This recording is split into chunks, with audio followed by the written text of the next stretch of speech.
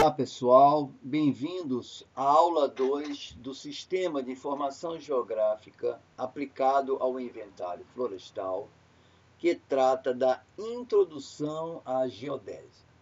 Nessa nossa aula, nós veremos os assuntos relacionados às formas da Terra, aos sistemas de coordenadas e de referência e uma conclusão sobre isso.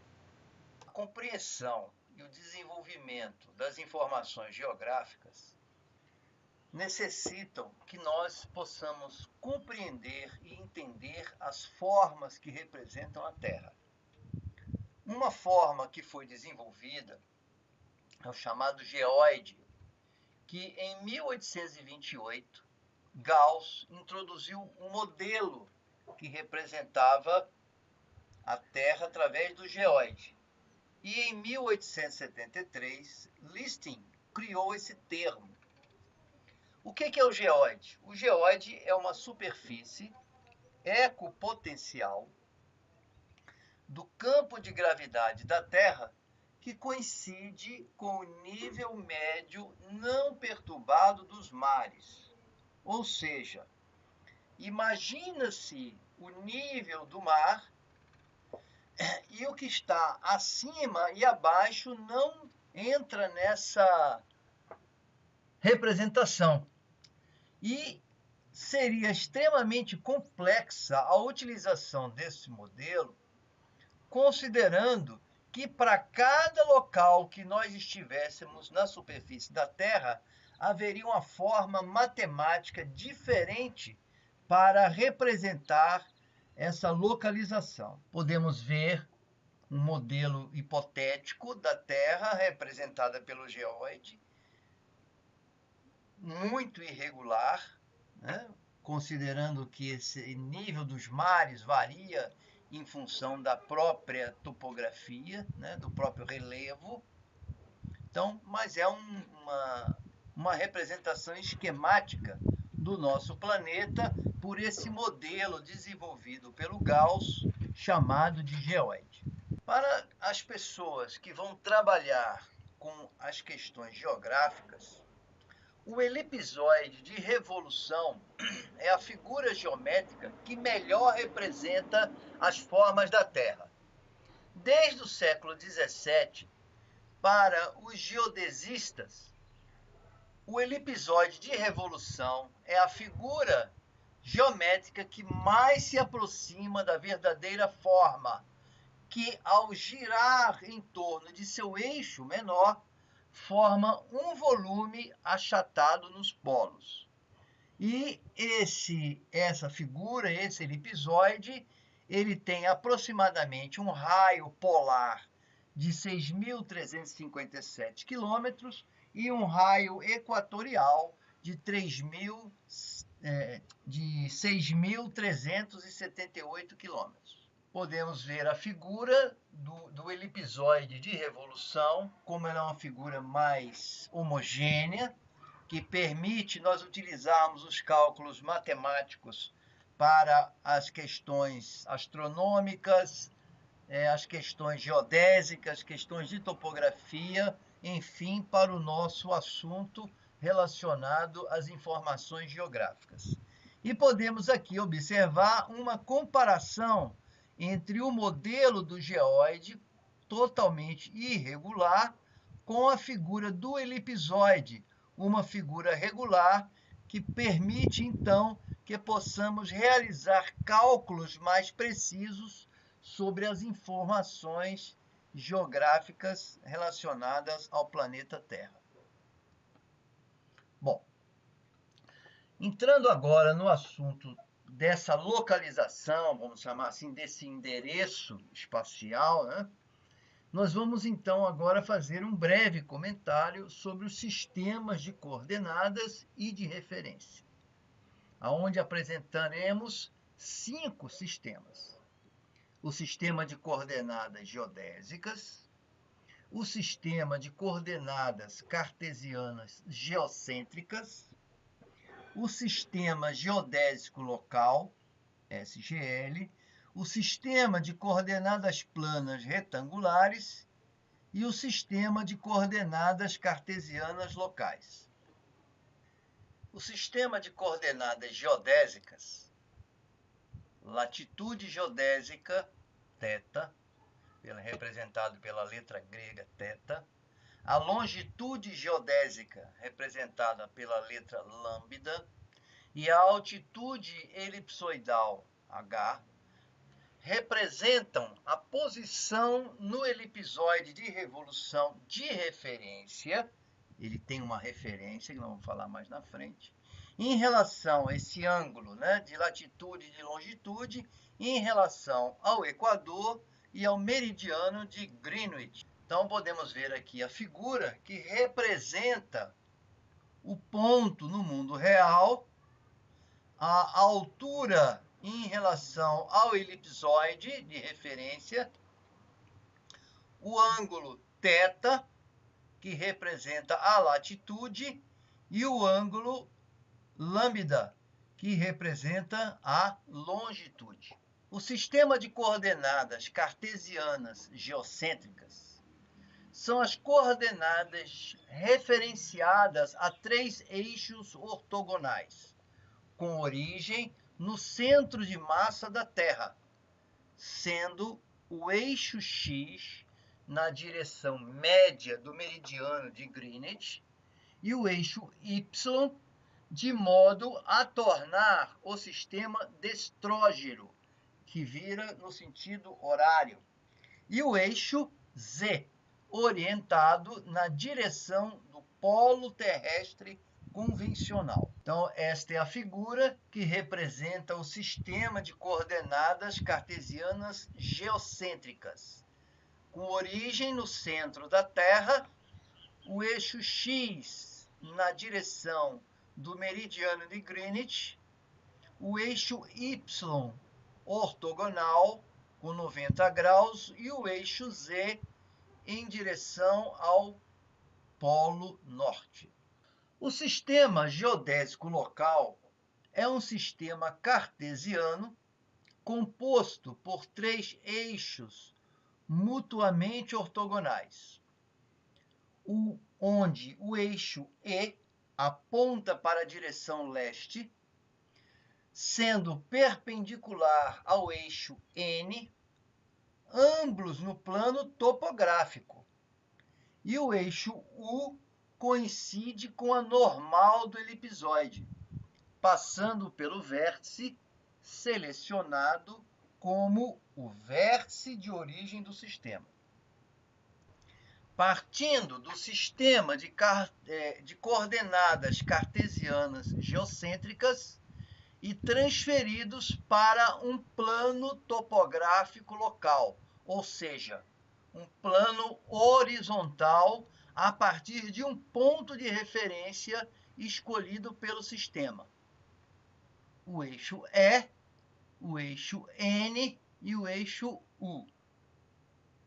Sendo o eixo E na direção leste, o eixo N ortogonal e o eixo U na direção do vetor normal em relação ao elipsoide, que nesse caso está passando por aqui, o nosso elipsoide de revolução, a nossa figura geométrica regular. Então, aqui a nossa latitude, representada pelo ângulo θ, a nossa longitude, representada pelo nosso ângulo lambda, né? E a nossa normal, em direção ao vértice.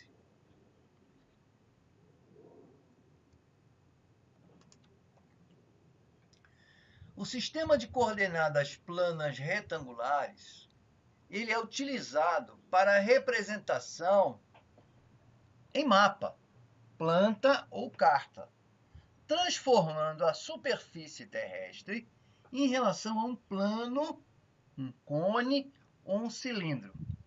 Então, recordando, nós temos a superfície da Terra, que tem uma forma irregular, né? As montanhas, os fundos dos mares, que foi representada por um geóide, que era uma figura que considerava o efeito da gravidade sobre o nível dos mares, em algumas situações representadas por uma esfera e algumas situações representadas de uma forma mais precisa pelo elipsoide de revolução.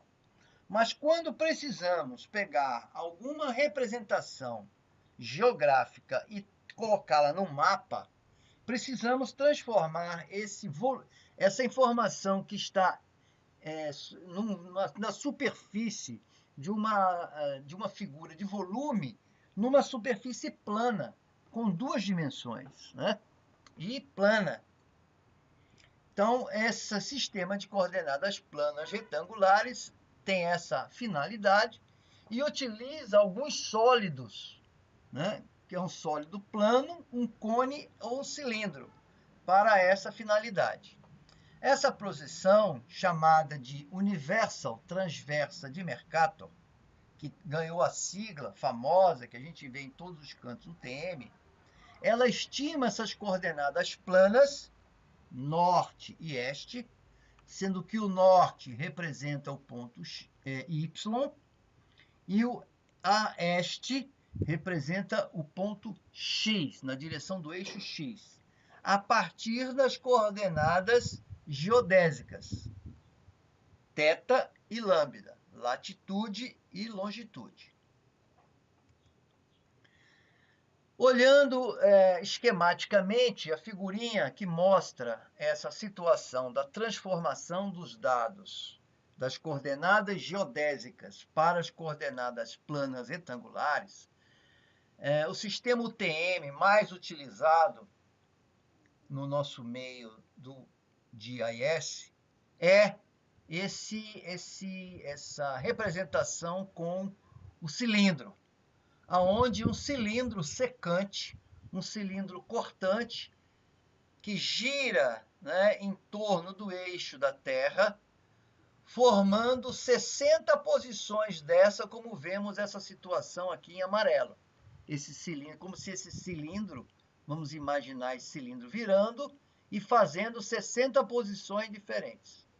Cada posição dessa, representada na figura aqui do lado, com este formato, ela tem um ponto de referência que é chamado meridiano central e que a amplitude máxima que representa cada gomo dessa laranja que foi aberta, simbolicamente falando, ele tem no máximo 6 graus.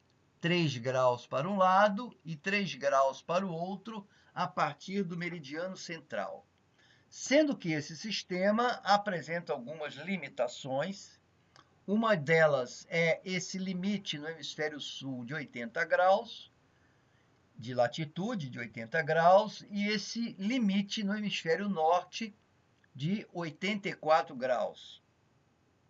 A outra limitação que o sistema UTM oferece é que, na sua transformação dos dados das coordenadas geodésicas para as coordenadas planas em UTM, ele deforma um pouco a área, né, a forma, ele altera a forma original do polígono que está em estudo, fazendo assim uma diferença no cálculo da área, né? Outro aspecto importante que vamos observar é que aqui no Equador, o chamado falso norte é o zero e ele cresce em direção ao norte até os 10.000 quilômetros ou 10 milhões de metros. E no hemisfério sul, o falso norte começa nos 10.000 quilômetros ou 10 milhões de metros e reduzindo conforme vai na direção sul. A coordenada este, no meridiano central, é 500 quilômetros ou 500 mil metros, aonde ela cresce para a direita, como se fosse no eixo X, né? Vai até 900 mil metros, e para a esquerda diminui, indo até 100 mil metros, né? Isso já ultrapassando os seus limites. Então, esse é a representação esquemática. No caso do Brasil, nós temos 3 zonas, que é a 24 Sul, a 23 Sul e a 22 Sul. Sendo que o meridiano central da zona 24 Sul é o meridiano 39 graus, e conforme caminhamos para as outras zonas, né, a 23, a 22, esse meridiano vai aumentando 6 graus. 36, 42, 48. O sistema de coordenadas cartesianas locais, que é o sistema topográfico local também chamado, são coordenadas cartesianas definidas num plano topográfico local, que é aquele que nós mostramos naquela figurinha, nós vamos mostrar um outro aqui agora também, perpendicular à normal ao elipsoide e tangente à superfície no ponto de origem do sistema geodésico local, como nós mostramos anteriormente. Isso de acordo com o Instituto Nacional de Colonização e Reforma Agrária. Isso está definido também na NBR 14166, da Associação Brasileira de Normas Técnicas. Muito bem.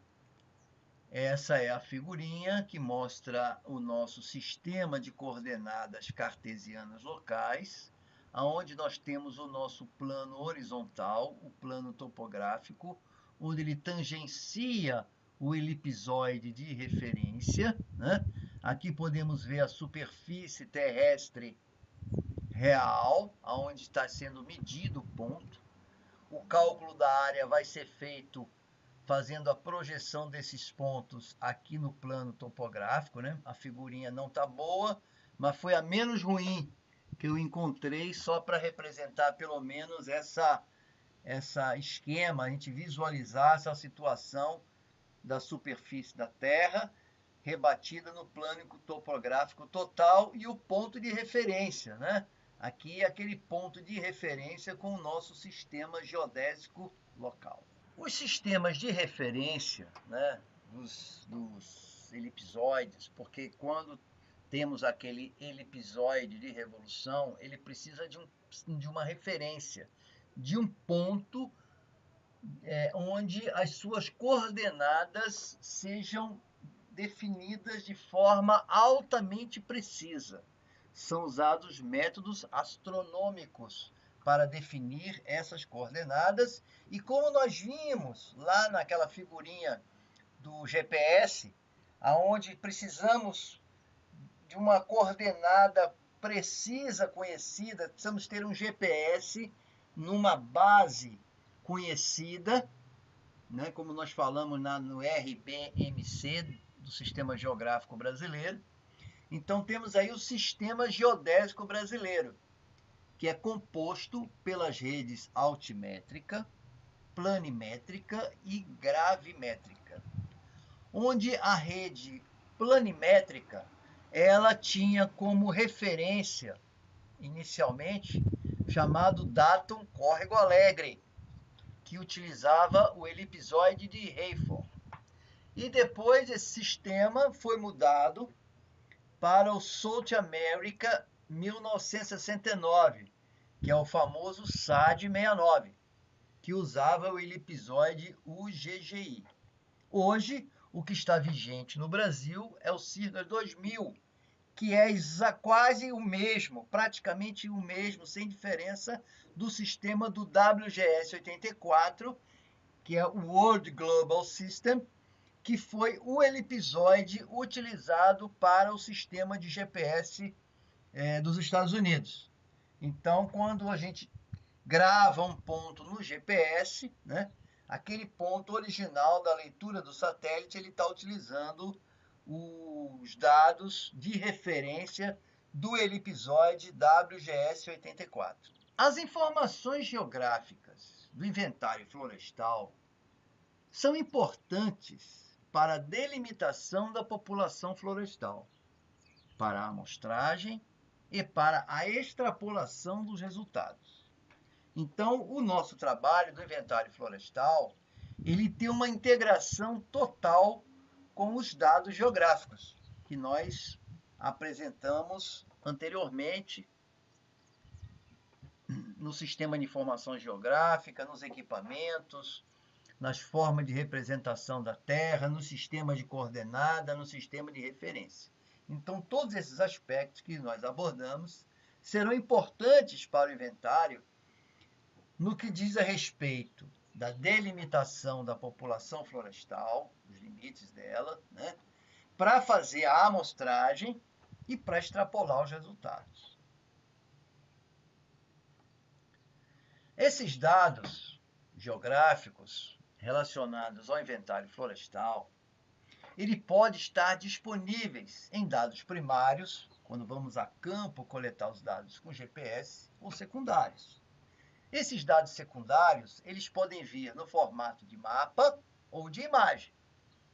Eles podem vir em formato impresso ou digital.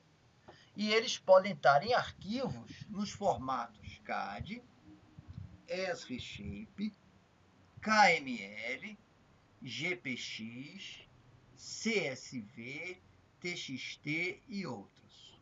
O formato CAD, que tem as extensões DWG, quando se utiliza o software proprietário AutoCAD, ou se utiliza o formato universal DXF, ainda é muito usado. A gente recebe bastante arquivo que vem no formato CAD ainda. O pessoal tradicional da topografia ainda usa muito formato CAD. A gente recebe muito arquivo no formato DWG e para inserirmos nos programas de GIS, precisamos fazer a transformação de WG para DXF e aí daí para frente podemos trabalhar com eles. O formato ESRI-Shape, que foi desenvolvido pela ESRI, né? São formados por mínimo de 4 arquivos. É um pouco complexo trabalhar com esses arquivos, eles representam... Porque cada operação do geoprocessamento que a gente faz, eles geram novos shapes. Então, no fim, nós acabamos ficando com uma quantidade enorme de arquivos, e isso confunde um pouco no final qual é o que está vigente, porque muitos desses arquivos são produtos intermediários daquilo que nos interessa nas operações de geoprocessamento. Então, isso nós vamos ver na frente também. Os arquivos KML já são mais simples, né? Ele é um arquivo só, muitas vezes ele vem no formato KMZ, precisamos descompactar, porque o arquivo KMZ é o arquivo KML compactado, que são arquivos gerados a partir do Google Earth. Os arquivos GPX, que nós já vimos, que são os arquivos que trabalham naquele GPS de navegação, principalmente do Garmin, e os arquivos CSV e TXT, que são os arquivos que são exportados, são formatos de arquivos exportados dos GPS de GIS, ou GPS topográfico, ou GPS geodésico, né? Nós processamos os dados, fazemos aquele pós-processamento, o pós-processamento que é a correção dos dados a partir de uma base de referência, né? E também existem aí diversos outros tipos de arquivos, né? Ainda em relação às informações geográficas do inventário, as informações que a gente precisa de um modo geral também para o inventário, a gente deve sempre procurar ver se existem disponíveis informações complementares, tais como o uso da terra. Quais são essas informações do uso da terra? É a área que está plantada, se é floresta, se é agricultura, se tem vegetação nativa, né? os córregos, as estradas, a sede, os pontos de referência que tem no campo. Então, o mapeamento completo da área será sempre muito útil para o bom planejamento e boa execução do inventário florestal. A hipsometria, em muitas situações, é importante, tanto para o caminhamento no campo, como para corrigir algumas, algumas distâncias quando existe uma diferença de cota importante, né? Então, hipsometria sempre é uma informação rica, importante. A hidrografia, quando nós precisamos distinguir, né, as restrições de uso, como, por exemplo, as áreas de preservação permanente, áreas com declividade acima de 45 graus, as estradas, que são referências importantes. Sempre que a gente vai fazer um projeto, um trabalho, a primeira coisa que a gente faz é registrar as estradas no GPS, porque elas são um elemento fundamental de referência na nossa área de trabalho. Porque é por onde a gente anda, é onde a gente está vendo, onde a gente enxerga. Então, o mapeamento, o registro, né, das estradas é sempre um item importante. Depois, para ver no mapa, ajuda bastante na imagem, né? Que sistema de coordenada nós estamos trabalhando? Porque às vezes vem um arquivo, por exemplo, em CAD tem esse problema, né? Vem o arquivo, mas você não sabe qual é o sistema de referência. Nem sempre você tem essa informação, ou algum mapa, às vezes, que vem sem isso. Quais são os sistemas de coordenadas? Se nós estamos trabalhando ali com lat long, né? Quais são as coordenadas da área que a gente está? Se essas coordenadas elas estão no sistema de projeção, se elas estão em UTM, em que zona é aquele projeto, é na zona 24, é na zona 23, e qual é o sistema de referência daquela informação, né? Aquele sistema de coordenadas está em referência a qual elipsoide? O Sirgas 2000, o Córrego Alegre, o SAD 69, o WGS 84, enfim, isso daí. Qual é a escala daquele mapa? A gente recebe um mapa e precisamos saber qual é a escala que está aquele mapa para poder fazer os cálculos, a adaptação adequada daquele mapa. Muitas vezes recebemos um mapa em formato chama escaneado, né? Escaneado, ele vem em PDF ou em JPEG, e precisamos colocar esse mapa georreferenciado no nosso projeto. Então a escala é uma informação importante. E como é que foi feito esse mapeamento? Ele foi com corrente, né? Que é o método antigo, ele foi com corda, ele foi com teodolito, ele foi com GPS de navegação, ele foi com GPS geodésico preciso. Aquela área daquele projeto já está certificada pelo INCRA. Enfim, todas essas informações vão ajudar a gente. Se no caso a gente recebe uma imagem, precisamos saber qual é o tamanho do pixel dessa imagem, né? Qual é a resolução do pixel. Então, um pixel representa quantos metros? Para saber qual é a escala que nós vamos poder utilizar aquela imagem para não distorcer a informação que a gente tem originalmente. Então, vejam que é uma quantidade importante de informação que precisamos estar atentos, estar buscando todas elas relacionadas aos aspectos geográficos que passamos por essa revisão breve, né, que fizemos até agora.